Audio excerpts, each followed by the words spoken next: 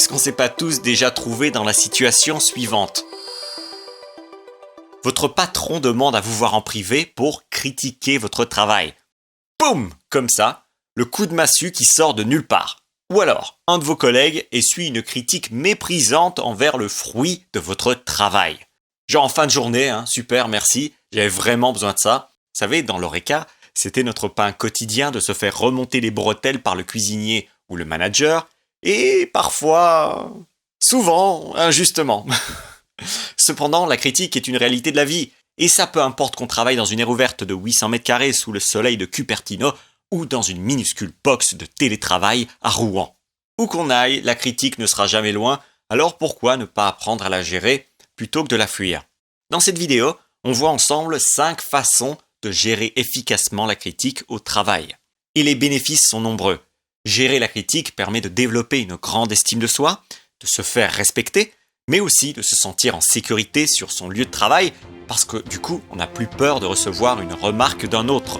On commence à se faire confiance. Prêt pour la liste ? C'est parti. Numéro 1. Ouvrez-vous à la critique. Plutôt que de vous fermer à ce qu'on vous dit, essayez d'envisager d'ouvrir le message qu'on vous envoie. Par exemple, si votre boss critique votre manque d'engagement dans l'équipe, posez-vous la question, est-ce qu'il me dit ça pour m'humilier ? Ou est-ce que son but est de voir l'équipe fournir un meilleur travail pour qu'il puisse se remplir les poches davantage ? Si vous voyez les choses comme ça, ce sera plus facile de vous ouvrir à la critique. Et même si je sais que ça peut être difficile, ça vous donne l'opportunité de changer sa signification.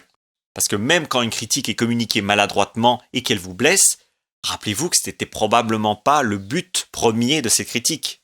Malheureusement, bien peu de gens vous formuleront des critiques bien enrobées dans la vie, avec un bel emballage et un ruban doré. La plupart des critiques qu'on vous enverra seront mal emballées, mais toutes contiennent un cadeau potentiel, alors pourquoi ne pas au moins la déballer pour voir ce qu'il y a dedans ? Numéro 2. Restez dans votre corps. Quand on vous fait une critique, prenez l'habitude de vous tenir bien droit et de bien regarder l'autre dans les yeux. Concentrez-vous sur votre respiration et observez à quel point vous avez du contrôle sur vous-même quand vous habitez votre corps. Quand j'étais adolescent, je pensais qu'une critique négative, c'était comme se faire frapper par une brute, que si on recevait une critique négative, on allait forcément avoir mal. Mais non, une critique négative, ce n'est pas une baffe dans la figure. Une critique négative, c'est une demande de changement par rapport à quelque chose qui a été fait, un travail qui a été fourni. Ce n'est pas une attaque sur votre personne. Et rester dans votre corps, l'habiter, ça vous permettra de vous détacher de cette réactivité émotionnelle qui parasite les rapports qu'on a avec les autres. Numéro 3. Posez des questions. Une fois que vous avez bien entendu la critique qu'on vous adresse, demandez-vous si vous êtes d'accord avec cette critique ou pas.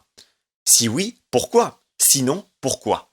Rappelez-vous qu'une critique n'est pas une route à sens unique, c'est une voie à 2 bandes. Vous avez donc le pouvoir de prendre le contrôle de la conversation pour ne pas que le trafic d'informations aille uniquement dans votre direction. Numéro 4. Planifiez une mise au point ultérieure. Imaginez que votre patron vous ait adressé une critique. Vous l'avez entendu et vous avez même donné votre opinion sur son retour. Vous avez critiqué la critique. Alors déjà bravo, parce que peu de gens gèrent la critique aussi bien. Et vous allez pouvoir aller encore plus loin. Dites maintenant à votre patron que vous voulez reparler de ce problème dans un futur proche.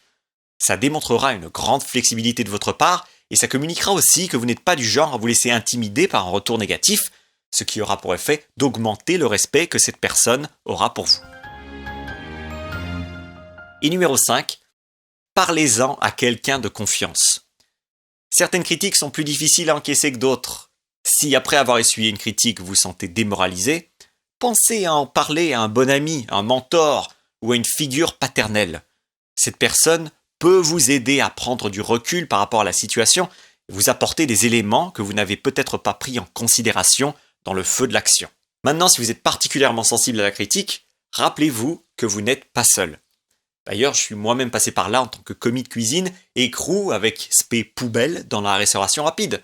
Donc gardez en tête que quoi qu'il se passe, les choses vont s'améliorer parce que vous avez maintenant, en ce moment même, tout le nécessaire pour vous détacher émotionnellement des critiques qu'on vous fait au travail et pas seulement à travers les conseils de cette vidéo. Non, je parle de ce que vous avez en vous, de la force qu'il y a en vous. Et cette force vous permet de prendre de la distance par rapport à la critique et de ne plus en avoir peur. Maintenant, si vous voulez obtenir une pléthore d'astuces à ce sujet, vous pouvez encore accéder à la formation Riposte méthodique contre la critique au travail, dont je laisse un lien dans la description. La formation aborde le sujet bien plus en profondeur qu'ici. Profitez de l'offre de lancement, plus qu'une poignée d'heures avant fermeture. Voilà, c'est tout pour ce contenu. On se voit bientôt dans une autre vidéo. En attendant, prenez soin de votre cerveau. C'était Thierry Markovitch.